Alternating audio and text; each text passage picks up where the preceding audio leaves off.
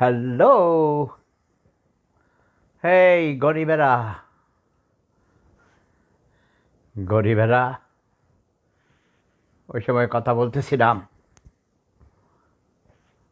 অসম্ভব প্রাণীরা এসে আজে বাজে টেক্সট লিখে আমাকে বিরক্ত করে। এখন কারোর টেক্সট দেখবো না, বুঝছ?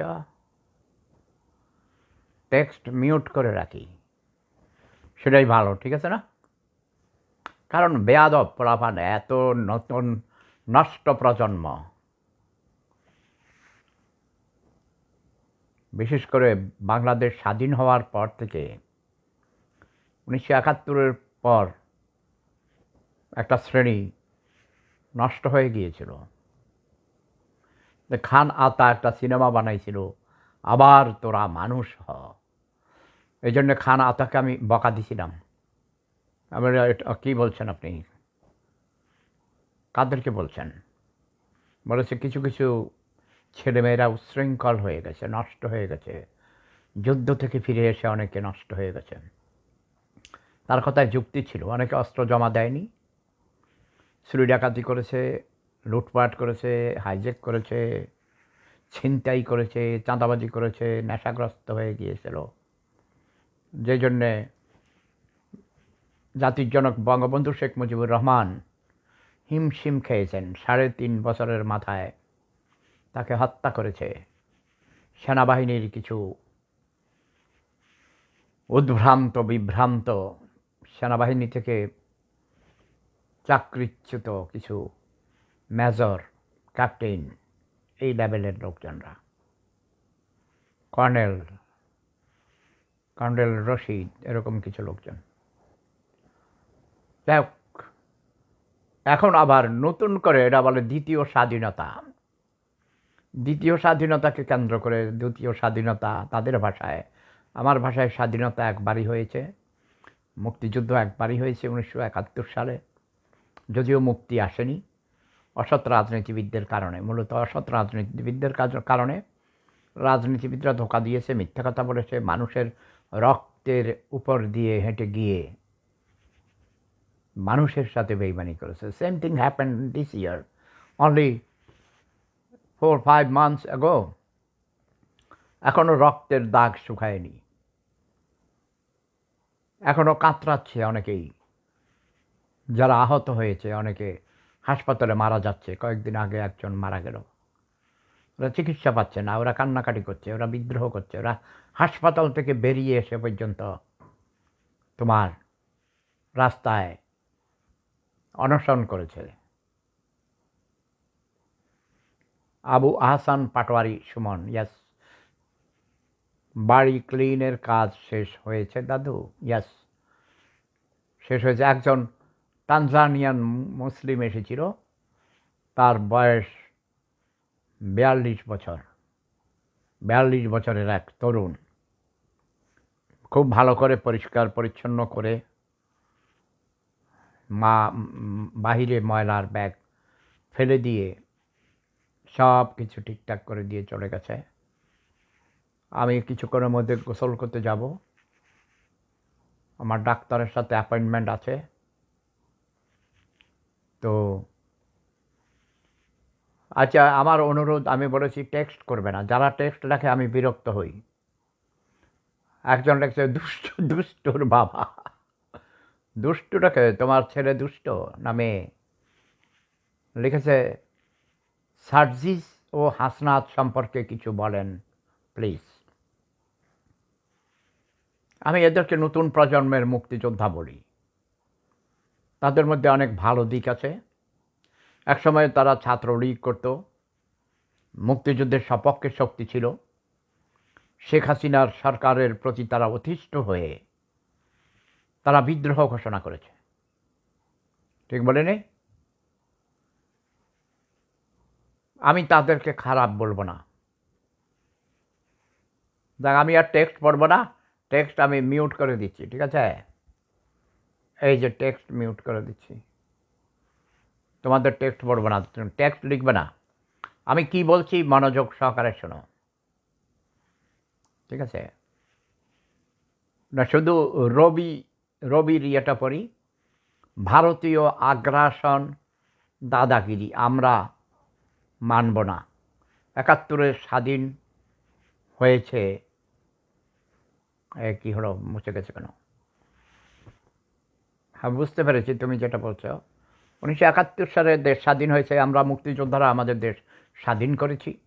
কারণ আমি নিজে মুক্তিযুদ্ধের অন্যতম সংগঠক, মুক্তিযোদ্ধা, মাঠে যুদ্ধ করেছি।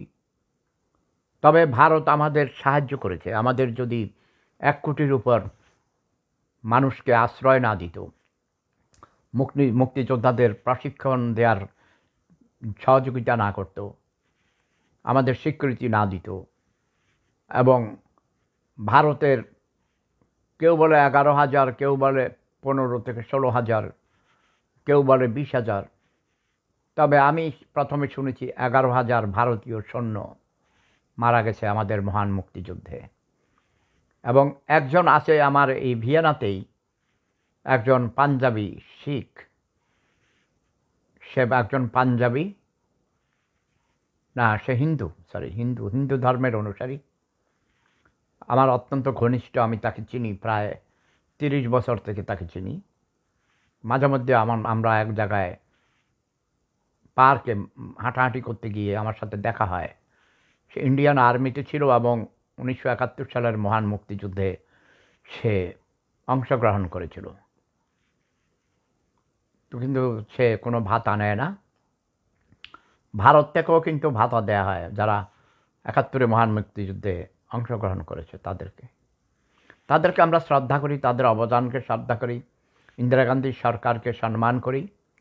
কিন্তু আমি নিজের চোখে যা দেখেছি, নিজে যা শুনেছি, তখন দেশ স্বাধীন হওয়ার পরে তারা আমাদের বাংলাদেশ থেকে অনেক অস্ত্র, পাকিস্তানিরা রেখে যাওয়া, পাকিস্তান সেনাবাহিনীর রেখে যাওয়া অস্ত্র বিভিন্ন ক্যান্টনমেন্ট থেকে, কুমিল্লা ক্যান্টনমেন্ট থেকেও নিয়েছে, ট্রাক ভর্তি করে নিয়ে গেছে। এবং ঢাকা থেকে ইসলামপুরের সোনার দোকান, কাপড়ের দোকান, যত রকমের দামি দামি জিনিসপত্র ট্রাক ভরে ভরে নিয়ে গেছে। এগুলো বাধা দিতে গিয়ে আমার যিনি কমান্ডার ছিলেন, আমার গুরু, রাজনীতির গুরু, চাঁদপুরের হাজীগঞ্জের কমরেড বি.এম. করিমুল্লাহ, একজন ভাষা সৈনিক ছিলেন। গত বছর ১১২ বছর বয়সে তিনি মারা গেছেন। তিনি বাধা দিয়েছিলেন, মেজর জলিল বাধা দিয়েছিলেন, তাদেরকে জেল খাটতে হয়েছে। মেজর জলিল সর্বপ্রথম বাংলাদেশের রাজবন্দী। ইয়েস, ৯ মাস যুদ্ধ করেছেন, ৯ থেকে ১০ মাস তিনি জেল কেটেছেন শেখ মুজিবের সময়ই। তারপরে কমরেড বি.এম. করিমুল্লাহ কুমিল্লা জেলখানায় ছিলেন অনেক দিন। তাকে শারীরিকভাবে ভীষণ টর্চার করেছিল। আমরা খবর পেয়েছি তিনি মারা গেছেন। সম্পর্কে আমার নানা ভাই হতেন, সম্পর্কে আমার মায়ের চাচা হতেন, সেই হিসেবে আমরা নানা ভাই বলতাম। যুদ্ধের সময় তিনি আমাদের বাড়িতে ক্যাম্প ছিল, আরও ২ জন এমপি সাহেব, আরও এলাকার বড় বড় নেতারা, ট্রেনিং ক্যাম্প ছিল। ঠিক আছে, আমাদের বাড়ি জ্বালিয়ে পুড়িয়ে ছাই করে দেওয়া হয়েছিল। এখনও রাস্তা করে দেয়নি। মেজর রফিকুল ইসলাম বীরুত্তম ৫ বার এমপি হয়েছে। He is the son of A beach, this bloody মাদারফাকার bastard. এই কথা মনে আসলে আমার অনেক দুঃখ হয়। ৭১-এর কথা মনে হলে, আমি ছোটোবেলা থেকে কবিতা লিখতাম। আমার কমপক্ষে ৫০০টা কবিতার পাণ্ডুলিপি সহ আমার ট্রাঙ্ক বইয়ের, কলেজে পড়তাম, বোঝো না, সৌমনি কলেজে পড়তাম, আমি সব নিয়ে আসছিলাম বাড়িতে, কিন্তু সব পুড়ে পড়েছে। এইসব স্মৃতি মনে করতে কষ্ট হয়, অনেক কষ্ট হয়। এমনি আমার হার্টে অপারেশন হয়েছে, অনেক সমস্যা, হৃদয়ে ভেঙে গেছে। দেশ স্বাধীন হওয়ার পর থেকে এই পর্যন্ত আমরা যুদ্ধ করেছি, পতাকা পাল্টিয়েছি, দেশ স্বাধীন হয়নি। তার মানে দেশের মানুষ মুক্তি পায়নি। অর্থনৈতিক মুক্তি না পাইলে পতাকা পাল্টাইয়া কী লাভ? সেজন্যেই এই যে নতুন প্রজন্মের মুক্তিযোদ্ধা, আমি তাদেরকে বলি, তারা যে আন্দোলন করেছে, অধিকার আদায়ের আন্দোলন, তারা এটাকে দ্বিতীয় স্বাধীনতা বলে। যদিও এটা দ্বিতীয় স্বাধীনতা বললে আমরা কষ্ট পাই। আমরা বলি নো, ১৯৭১ সালেই স্বাধীনতা হয়েছে, দেশ স্বাধীন হয়েছে। একটা রাষ্ট্রের সাথে লড়াই করে দেশকে স্বাধীন করা হলো স্বাধীনতা যুদ্ধ, স্বাধীনতা, নতুন পতাকা, নতুন দেশ, নতুন রাষ্ট্র, নতুন সব। কিন্তু এখন যেটা, এটা হলো অধিকার আদায়ের লড়াই। এটা একটা আন্দোলন, এটা একটি অভ্যুত্থান ঘটিয়েছে, ক্ষমতার হাত বদলের লড়াই হয়েছে।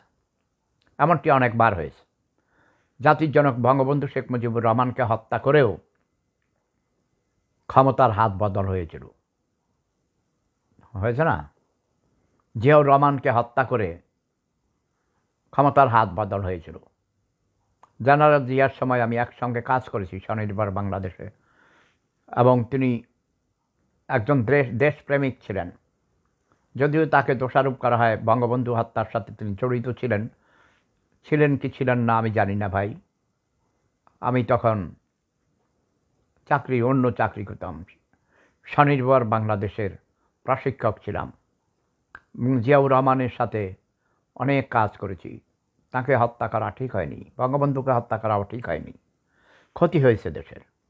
তারপর জেনারেল এরশাদ ক্ষমতায় এসেছেন।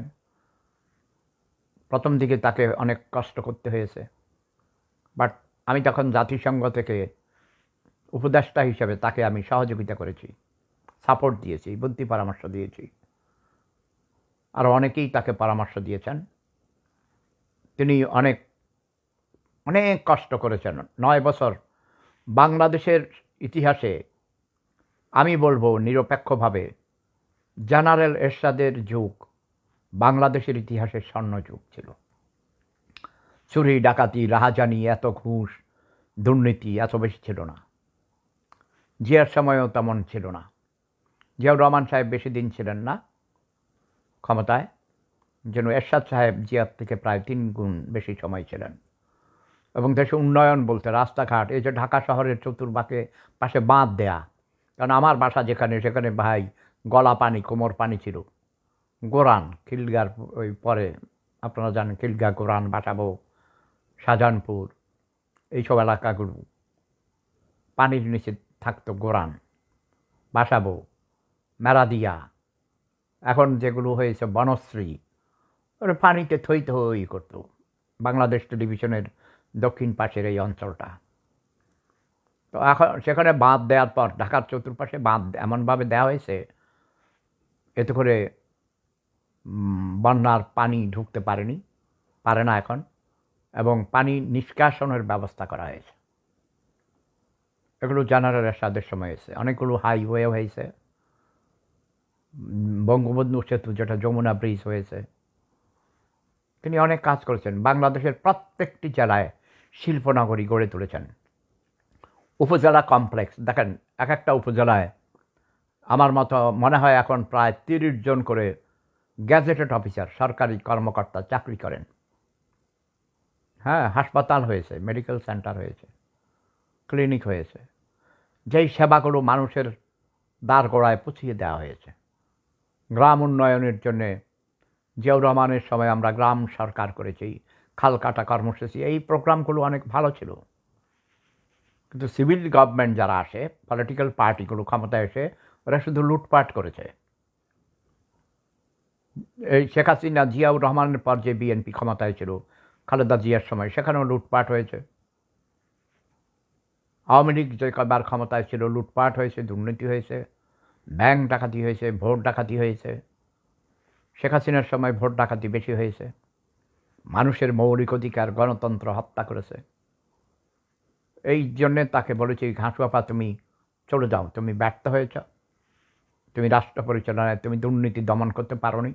দুর্নীতি কী বলে, দুর্নীতি, স্বজনপ্রীতি, ঘুষ, লুটপাট, দিনের ভোট রাতে চুরি, ভোট কেন্দ্র দখল, মানে অন্যায়, অবিচার, ইনজাস্টিস সারা বাংলাদেশে পৃথিবীর ইতিহাসকে হারিয়ে দিয়েছে। মানুষের চরিত্র হনন করেছে। নতুন প্রজন্ম এতে করে নষ্ট হয়ে গেছে, তারা হতাশ হয়ে গেছে। বিশ্ববিদ্যালয়ের সর্বোচ্চ ডিগ্রি লাভ করার পরেও তারা চাকরি পেত না, বেকারত্ব। ভাই বেকার হইলে ছেলেমেয়েরা দাড়ি কামাইতে পারে না, উস্কো খুস্কো থাকে, ঠিকমতো খাইতে পারে না, মুখে গন্ধ। বান্ধবীর কাছে যাইয়া একটা চুমা দিতে পারে না, চুমা দিলে মুখের গন্ধ, বান্ধবী মুখ সরাইয়া নেয়, তাই না? পেট খালি থাকলে রোজার দিনে দেখবেন মুখে গন্ধ হয়। অনেক ছেলে মেয়েরা এই স্কুল কলেজে বিশ্ববিদ্যালয়ে যায়, সকালে নাস্তা খাইয়ে যেতে পারে না রে ভাই, আমি দেখেছি। আমি অনেক রে খাওয়াইতাম, আমি স্টাইপেন্ড পাইতাম, মা বাবা লন্ডনে থাকতো, ভাই লন্ডনে থাকতো, বোঝো নয়? ভাইয়েরা আমাকে পাঠাইতো সবাই ভিন্ন ভিন্নভাবে, কিন্তু আমি গরিব ছাত্র ছাত্রী, এমনকি জাহাঙ্গীরনগর বিশ্ববিদ্যালয়ে 1974 সালের দুর্ভিক্ষের সময়ে দারোয়ান পিয়ন চৌকিদার এইসব লেভেলের আমাদের গার্ড, নাইট গার্ড, হলের গার্ড, সিক বয়, এদেরকে অনেক সাহায্য করতাম। আবার আমার বড় বোন ঢাকায় থাকতো, অনেকগুলো ভাই ভাগিনা ভাগ্নি ছিল, বোনের বাসায় সব সময় কেনাকাটা করতাম, এটা ওটা নিয়ে যেতাম, সাহায্য করতাম সবাইকে যতদূর সম্ভব। ছাত্র অবস্থাতেও আমি কখনো টাকা পয়সা মিসইউজ করি নাই। আমি ধূমপান করি না, মদ্যপান করি না, নেশা করি না, জুয়া খেলি না। এমনকি তাস খেলা আমি শিখেছি কবে জানেন? বিআইডিএসে যখন গবেষণার চাকরি করি, বাগেরহাটের 60 গম্বুজ মসজিদের ডাক বাংলায় ছিলাম। ওই সময় সকাল সারাদিন বিভিন্ন ইয়েতে কাজ করে, রিসার্চ ওয়ার্ক করে এসে দল বেঁধে আমরা ছিলাম। তো সবাই তাস খেলতো, সময় কাটাইতো। তখন আমি বললাম, আমি ছিলাম সবার মধ্যে টিম লিডার, তাদের বস। ওদেরকে বলতাম যে আমাকে শিখাও, ওরা আমার কইতো হ্যাঁ আসেন। স্যার বলতো, আমি স্যার বলবে না, ভাই বড়, আমরা একসাথে থাকবো, একসাথে সবাই। আমি ভিআইপি রুমে থাকতাম, বুঝছো? তো আমি বলি আমাকেও শিখাও। তখন আমি তাস খেলা শিখেছি, বিশেষ করে। কারণ তাস খেলা মানে ছাত্র অবস্থায় সময় নষ্ট করা। আমি অধ্যয়ন করতাম, এখনও আমি 18 ঘন্টা স্টাডি করি। তোমার বই মুখস্থ করি না, হ্যাঁ পড়ি অনলাইনে, এই ইউটিউবে, টেলিভিশনে সাক্ষাৎকার, টক শো, এগুলো দেখি, এগুলো করি স্টাডি। তোমাদের সাথে মত বিনিময় করি, তোমাদের লেখা পড়ি, তোমাদের কথা শুনি, টেলিফোনে মানুষের সাথে কথা বলি, তাদের সমস্যা সমাধানের উপায় বের করি। অনেকে পরামর্শ চায়, তাদেরকে আমি পরামর্শ দেই। I am a consultant and advisor, okay? এখানেও আসার পর বিদেশিদের অ্যাডভাইজার হিসেবে চাকরিও করেছি, এখনও বিনা পয়সায় করি। ইন্টারপ্রিটার হিসেবে বিনা পয়সায় মানুষের সেবা করি। কমপক্ষে 2 লক্ষ বাঙালির কাগজপত্র ঠিক করে দিয়েছি বিনা পয়সায়।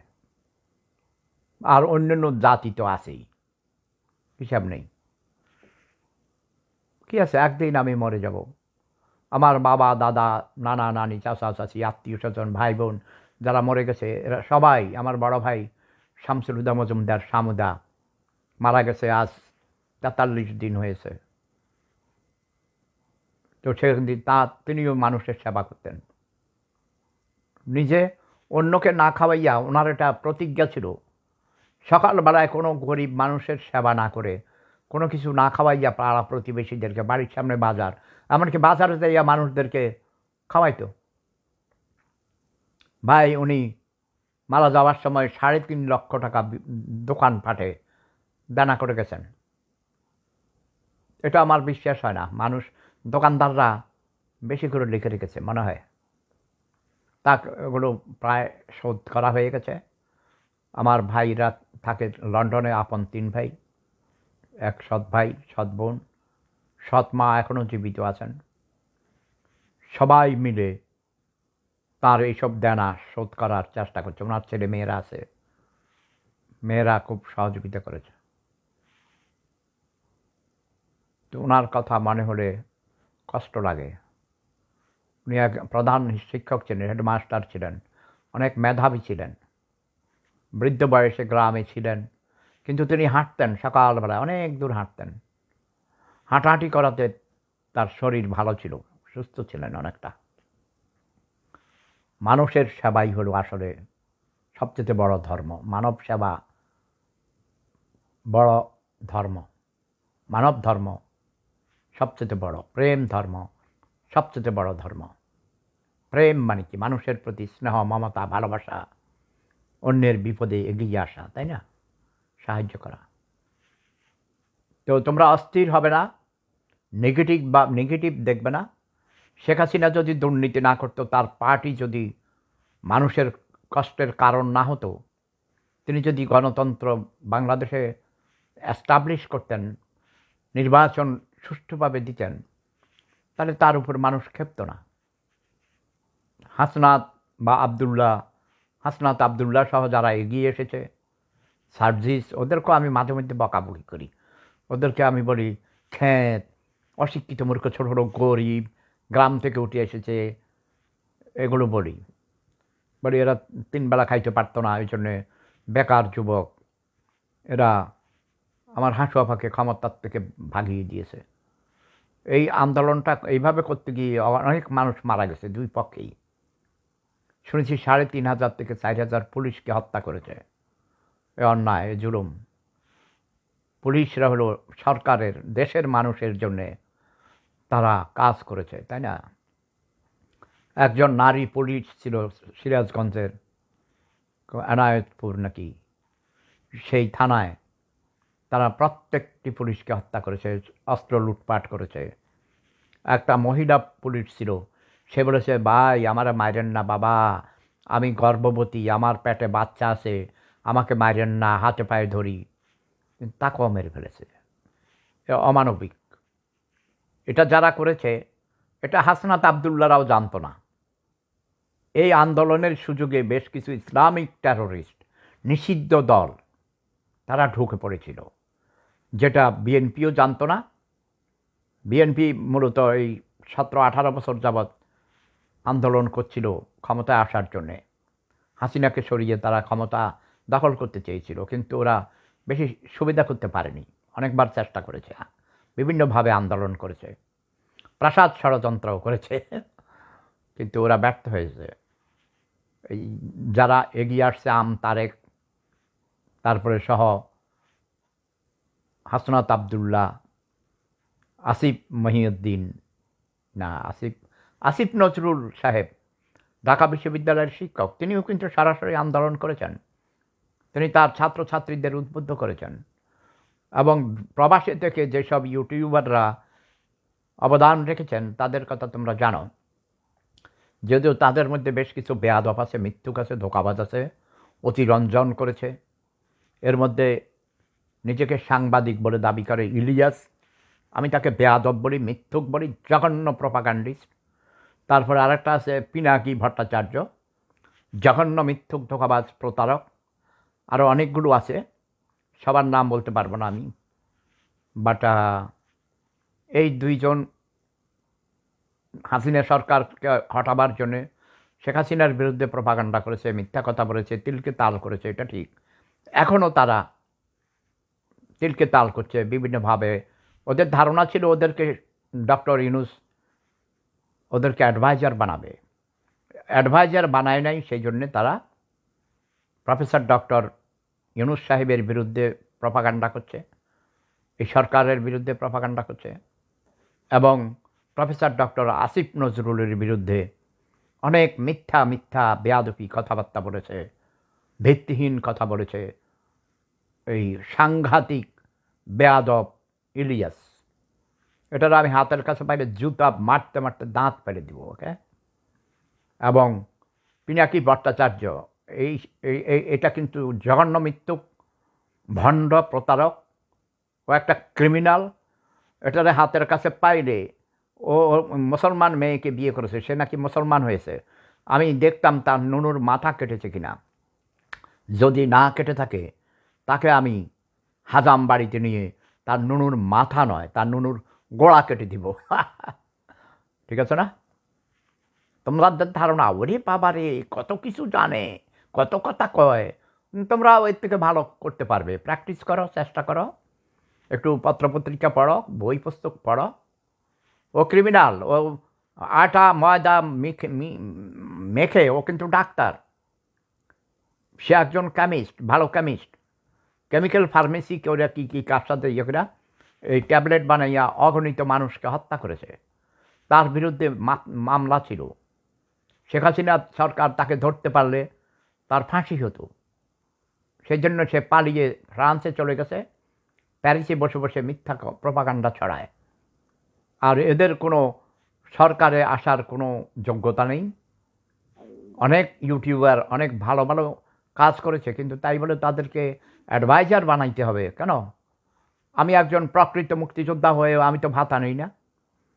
আমি তো মনে করি শেখ হাসিনার সরকারের তক্তে তাউস হাওয়ায় নড়াবড়া করে দিয়েছি আমি। আমার চেয়ে বেশি কি শেখ হাসিনাকে কেউ শব্দ বোমা মেরেছে? তোমরা কি বলো, নিরপেক্ষভাবে বলো। কিন্তু আমি কি বলেছি যে ডক্টর ইউনূস সাহেব আমাকে আপনি উপদেষ্টা বানান? যদিও আমাকে অনুরোধ করেছেন, প্রস্তাব দিয়েছেন অনেকেই, বাট আমি এগুলো করব না। এসব আমার জীবনের লক্ষ্য নয়। কথা বোঝা গেছে? তবে আমি আমার দেশকে ভালোবাসি, দেশকে মিস করি। 34 বছর যাবৎ আমি প্রবাসে, আমি নির্বাসিত। কালকে আমার এক ভাগিনা মজু, ওকে বলি মজিবুল হক মজুমদার, লাইভে অনেক কথা বলেছি, তোমরা শুনেছ তাই না? অনেক দিন পর ওর সাথে কথা বলেছি। সে আমার ভাগিনা হয়, আমার জ্যাঠাতো বোনের ছেলে।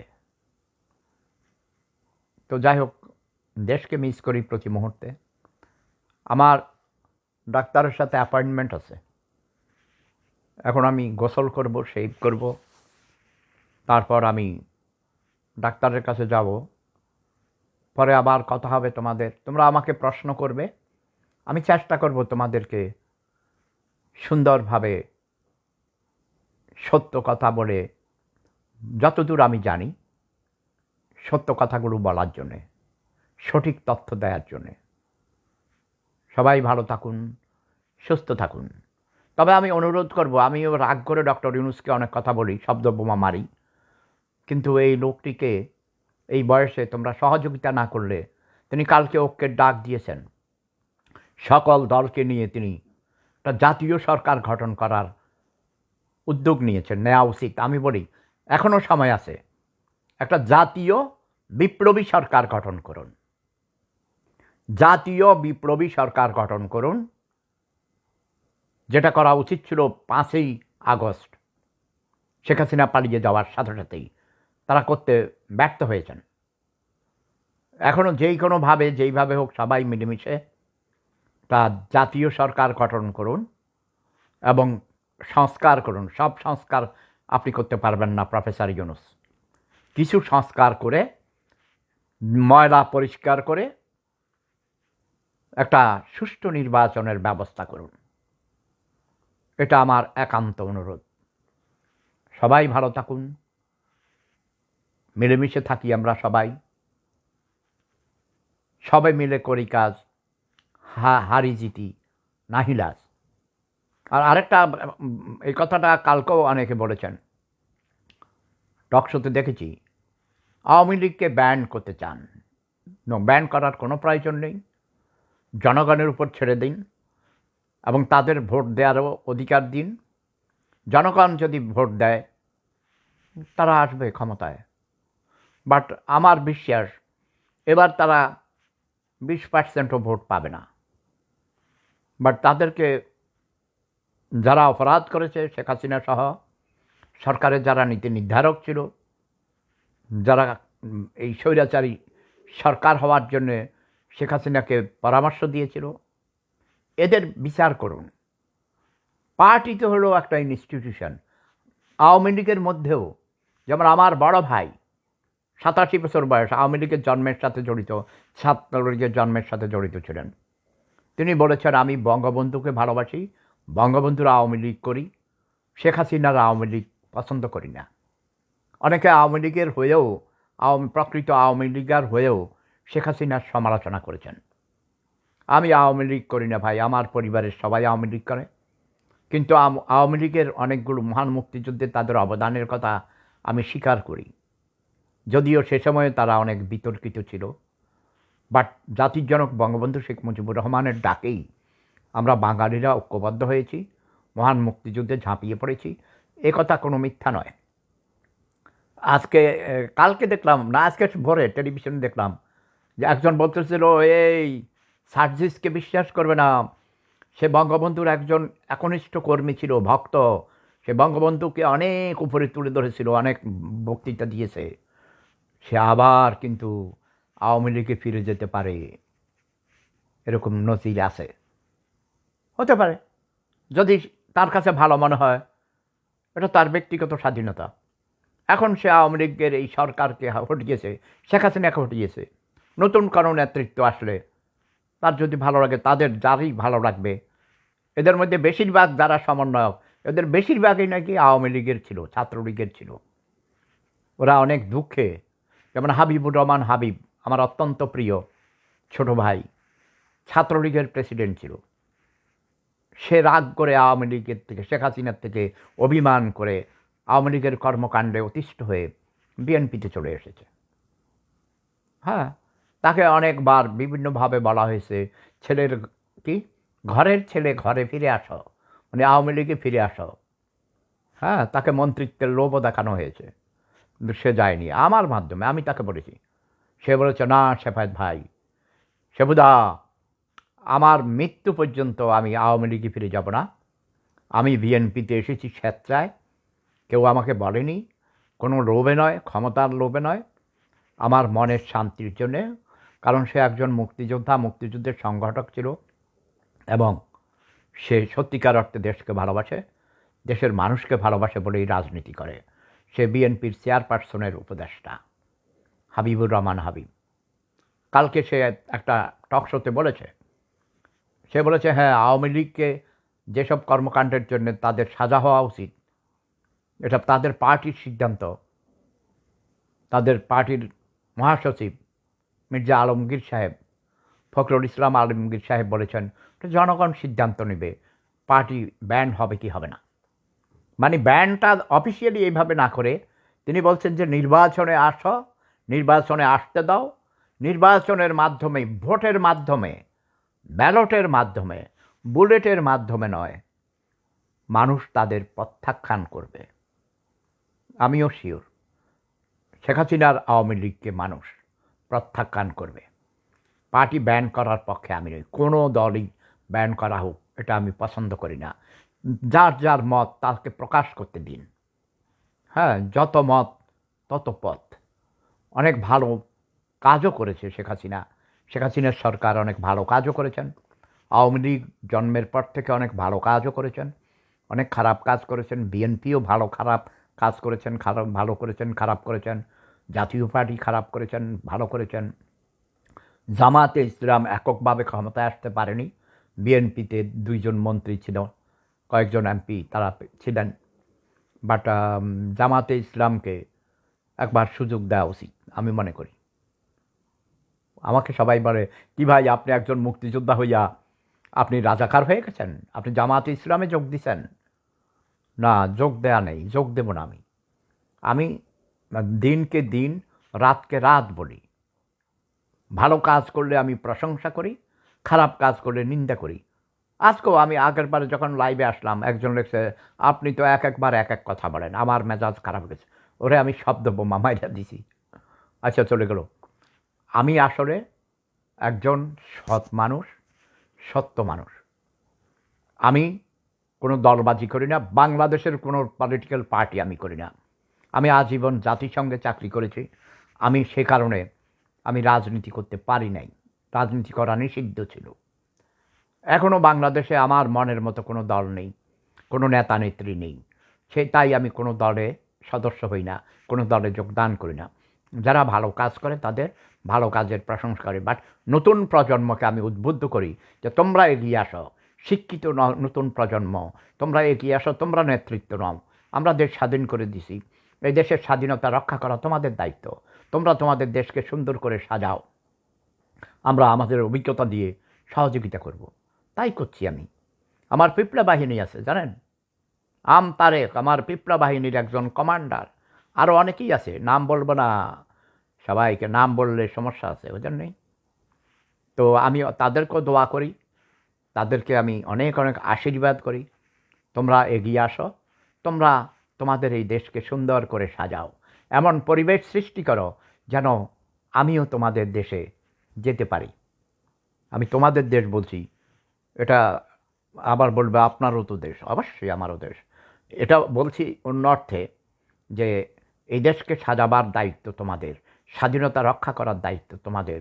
এই মহান বিজয়ের মাসে আমি অনুরোধ করছি সবাই মিলেমিশে থাকুন, কোনো শত্রুতা নয়। যত কিছু হয়ে গেছে, যারা অপরাধ করেছো তারা জনগণের কাছে ক্ষমা চাও, আর যেন নতুন করে কোনো অপরাধ করতে না হয়। মানুষের সবচেয়ে বড় হলো ক্ষুধা।